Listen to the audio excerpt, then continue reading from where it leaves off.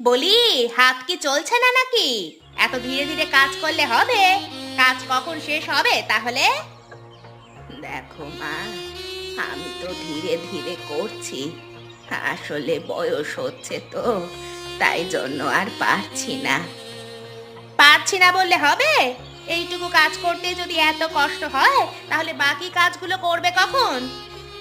খুব কষ্ট হচ্ছে, তুমি জানো না মা, আমার দাঁড়িয়ে থাকতে কষ্ট হবে। আমি ধীরে ধীরে কাজটা সেরে ফেলছি। কই গো গিন্নি, সকালে ঘুম থেকে উঠে এক কাপ চা পাওয়া যাবে না নাকি? কি করে চা দেবো তোমাকে? তোমার মা যদি সকাল থেকে উঠে এরকম ন্যাকামো শুরু করে কাজ করবে না বলে, তাহলে আমি অন্য কাজে মন দেব কি করে? আর তোমাকেও বলি মা, তাড়াতাড়ি কাজগুলো করো না। শুধু শুধু কেন তোমার বৌমাকে রাগাও বলো তো? বাবা গো, মরে গেলাম। আমার আমার শরীরটা বড় অসুস্থ লাগছে। আমি আর পারছি না। যেই ছেলেকে দেখেছে অমনি নাটক শুরু হয়ে গেল। এবার দেখো, তোমাকে এবার ওষুধ আনা করাবে, তোমার পকেট থেকে আবার টাকা খরচা করাবে। তোমার মাথা খারাপ নাকি? আমি একটা টাকাও খরচ করব না। আমার ভাগ্য এতটা খারাপ ছিল, আমি কল্পনাও করতে পারছি না। আমি জানি না কোন ছেলে তার মাকে এত কষ্টের মধ্যে রাখে। তাই নাকি রে বুড়ি? ছেলে আর ছেলের বউ খুব কষ্টে রাখছে নাকি তোকে? তাহলে বেরিয়ে যা, এই মুহূর্তে এখান থেকে বেরিয়ে যা। আমাদের সাথে আমাদের বাড়িতে থাকবার কোনো অধিকার তো নেই। ওঠ ওঠ, বেরিয়ে যা। আরে চলে এসো চলে এসো গিন্নি, ওদের দিকে এত নজর দিয়ে আর লাভ নেই। চলে এসো, যত সব।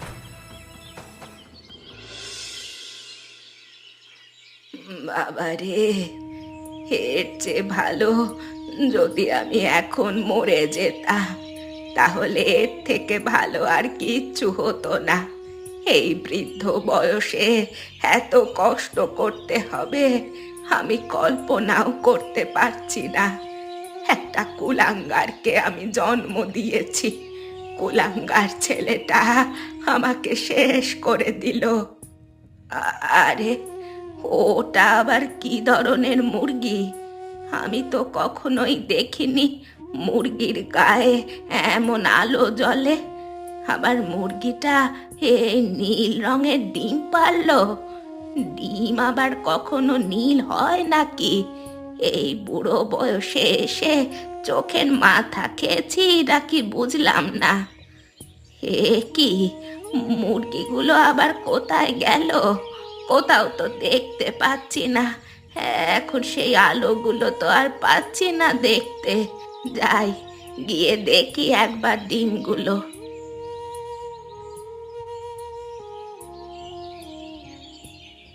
বাহ, এই ডিমগুলো তো বড্ড চমৎকার। এই ডিমগুলো কাজে দেবে। আমি বরং এই ডিমগুলোকে নিয়ে যাই।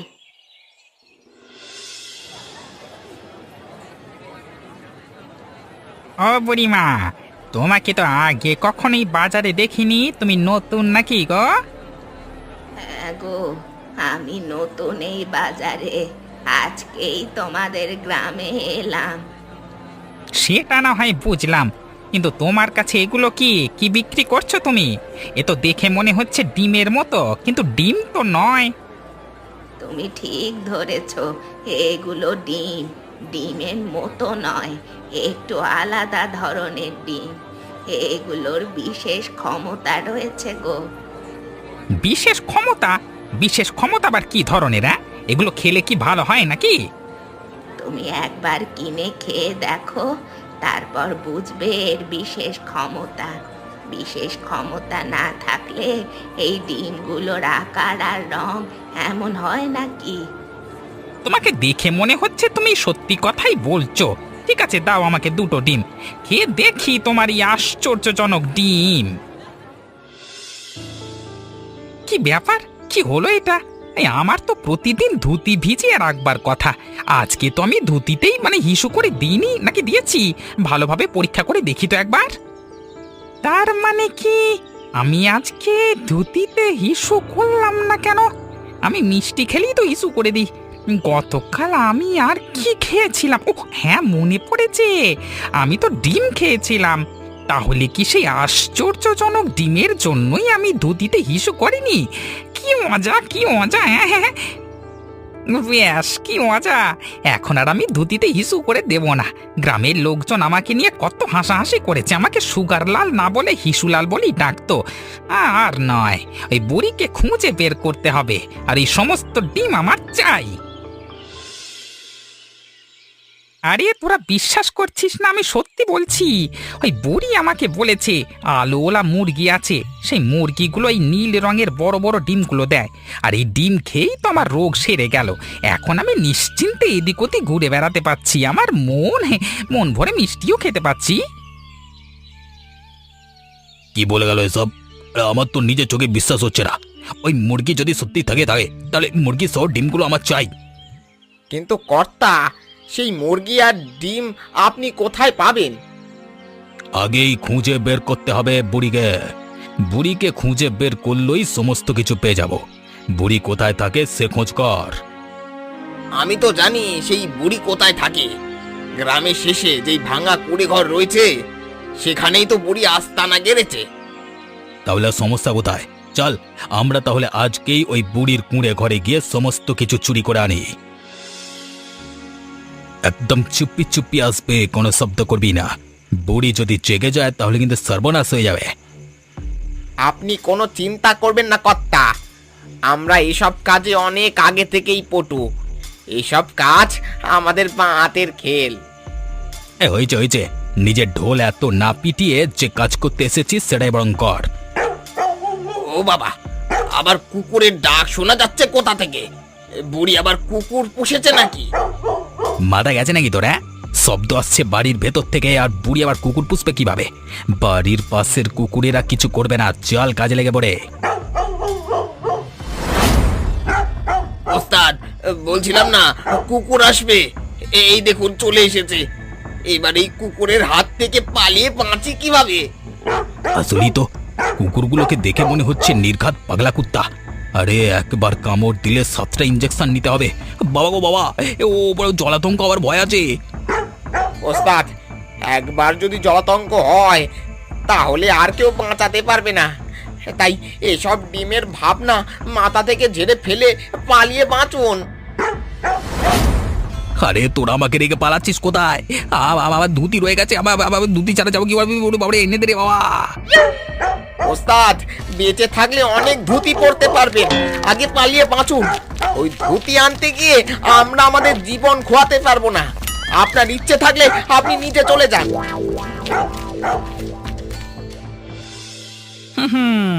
হিসু ধরেছে হঠাৎ করে রাস্তায়, আমি একা। মাস থামে না, মন কাঁপে, টয়লেট খুঁজি চারিদিকে। আর একটু দেরি হলে ইজ্জত যাবে চলেই। হিসু বলছে সময় নেই, দৌড় দে ভাই, দৌড় দে। উড়ি বাবা! আরে সুগার ছিলাল হিসু নিয়ে গান গাইছে। হিসু নিয়ে গান গাইতে গাইতে হিসু করে দেবে তো। ভয় নাই, এখন আর আমি যখন তখন হিসু করি না। হ্যাঁ, তাই আমি এখন মনের সুখে হিসু নিয়ে গান গাই। ইরি বাবা, এ তো মনের সুখে গান গাইছিল, কি হলো কেসটা? এখন তো দেখছি সত্যি সত্যি ধুতি ভিজিয়ে ফেললো। হিসু নিয়ে গান গাওয়ার শখ মিটেছে। এটা কিভাবে হলো? এটা তো হওয়ার কথা ছিল না, কিন্তু এতগুলো লোকের সামনে এটা কিভাবে বাবা? আরে যা এখানে আর ন্যাকামো না করে বাড়িতে গিয়ে ধুতি ফুতি খুলে ফেল। আর বাড়ির বাইরে বেরোস নে। লজ্জা থাকলে কখনো হিসু নিয়ে গান গাইবে না। যা। বলছে তোরা ভালোই কাজ করেছিস, কিন্তু বুড়ির পেছু পেছু এসে আসল জায়গাটা না চিনলে কোনোদিন এই মুরগির হদিস পেতাম না। বলেছিলাম না ওস্তাদ, আমরা এসব কাজে পারদর্শী। আমাদের এসব কাজ নিয়ে কোনো সন্দেহ কখনোই করবেন না। চুপ থাক। ওই যে দেখ, কালোওয়ালা মুরগিগুলো এসেছে। এবার আমাদের একমাত্র উদ্দেশ্য হলো এই মুরগিগুলোকে ধরা। চল আমরা এগিয়ে যাই। সব কিছু নিয়ে এসছিস তো? এই তো বস্তাগুলো রেডি আছে, আপনি চলুন। আরে এসব কি হচ্ছে? এই সাধারণ মুরগিগুলোর সাথে আমরা পেরে উঠছি না। ওরে তুই কোথায় আছিস রে? আমাকে ধর ধর, আমি যে মরে যাচ্ছি। মাথা টোরে ফুটো করে দিল রে বাবারে বাবে। আমাদেরও তো ওই একই অবস্থা। পালান ওস্তাদ পালান, এখন বসে থাকার সময় নয়। বেঁচে থাকলে আরো অনেক মুরগি চুরি করতে পারবো। মা, আপনি এখানে? আর আমি আপনাকে কোথায় না কোথায় খুঁজেছি। সে কবে থেকে আপনাকে খুঁজে বেড়াচ্ছি, কিন্তু আপনার তো কোনো খোঁজই পাইনি। তুমি তুমি আবার এখানে এসেছো কেন? আমি তো তোমাদের সংসার ছেড়ে তোমাদেরকে সংসার দিয়ে চলে এসেছি, আবার তোমরা আমার কাছে কি চাও? মা, আমি আপনাকে ফিরিয়ে নিতে এসেছি। আপনি দয়া করে আমাদের সাথে ফিরে চলুন। কেন? বাড়ির সমস্ত কাজকর্ম তুমি একা করতে পারছো না বলে আমাকে নিতে এসেছো? আবারও আমাকে দিয়ে বাড়ির সমস্ত কাজ করাবে? আমি আর যাব না। না মা, আমি আপনার সাথে যা যা করেছি সেই সব কিছুর জন্য আমি আপনার কাছে ক্ষমা চাইছি। একটাবার আমার সাথে চলুন, আপনার ছেলে খুব অসুস্থ। আমার ছেলে বেঁচে নেই। আমার ছেলে সেদিন মরে গেছে, যেদিন তোমার সাথে মিলে আমার ওপর অত্যাচার শুরু করেছিল। আমি জানি আমাদের দুজনের ওপরে আপনার রাগ ক্ষোভ অনেক, কিন্তু তাই বলে আপনি আপনার ছেলেকে তো ফেলে দিতে পারেন না। ওকে যে বাঁচাতে হবে। এখন তুমি বলো, আমি কি করতে পারি আমার ছেলের জন্য? গ্রামের সবাই বলল আপনার কাছে নাকি অদ্ভুত ডিম রয়েছে। তাছাড়া আপনি গেলে আপনার ছেলে ঠিক ভালো হয়ে যাবে। আমি বুঝতে পেরেছি তুমি কি বলতে চাইছো। আমি তোমার সাথে ফিরে যেতে পারবো না। আমি এই জীবন নিয়ে অনেক খুশি আছি, তবে তোমাকে একটা ডিম আমি দিতে পারি, যা খাওয়ালে ও সুস্থ হয়ে উঠবে। এগুলো আবার কেমন ডিম মা? এর আশ্চর্যজনক ক্ষমতা রয়েছে। এই ডিম আমার ছেলেকে খাইয়ে দিও, ও সুস্থ হয়ে উঠবে। এখন তুমি এখান থেকে যাও, আমি তোমার সাথে ফিরে যাব না। কিন্তু মা, আপনি... আর কোনো কিন্তু নয়, তুমি যাও।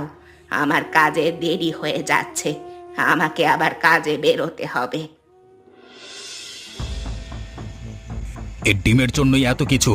তাই তো এই ডিমের জন্য কম বিপদে পড়িনি আমি, কম লজ্জায় পড়তে হয়নি আমাকে। এই ডিম আমি যেভাবেই হোক হাসিল করবই। আজকে শেষ প্রচেষ্টা। কিন্তু ওস্তাদ, আজকেও যদি আবার কোনো বিপদে পড়েন? সেজন্যই তো বাড়ির পেছন দিক দিয়ে এসছি। সামনের দিক থেকে ঢুকলে কুকুর তাড়া করতো, পেছন দিক দিয়ে ঢুকলে কোনো সমস্যা হবে না। তাছাড়া সমস্ত বিপদের মোকাবিলা করবার জন্যই তো আজকে এসছি।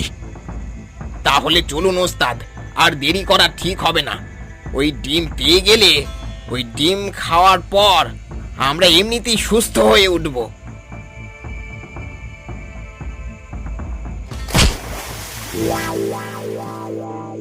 কিরে আহাম্মকের দলের তোরা হাসছিস? আমাকে এখান থেকে না তুলে তোর আবার হাসছিস? একবার উঠতে দে আমাকে, তারপর তোদের দুজনকে পচা ডোবায় চোবাবো। না না ওস্তাদ, আমরা তো হাসছি না, আমরা কাঁদছি। কি রে বল, কাঁদছি না আমরা? এই তো ওস্তাদ, আমরা কাঁদছি। আবার নাটক শুরু করেছে। এদিকে আমি ব্যথায় মরে যাচ্ছি, পচা ডোবার গন্ধে আমার গা গুলিয়ে আসছে, আর ওরা এখানে নাটক করছে। আহাম্মকের দলের আমাকে টেনে তোল। ওস্তাদ, আপনার শরীর থেকে বড্ড বাজে দুর্গন্ধ বের হচ্ছে।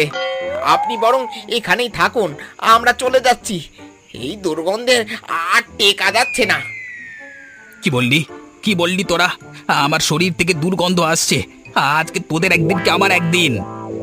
আরে না না ওস্তাদ, তেমন কিছু নয়।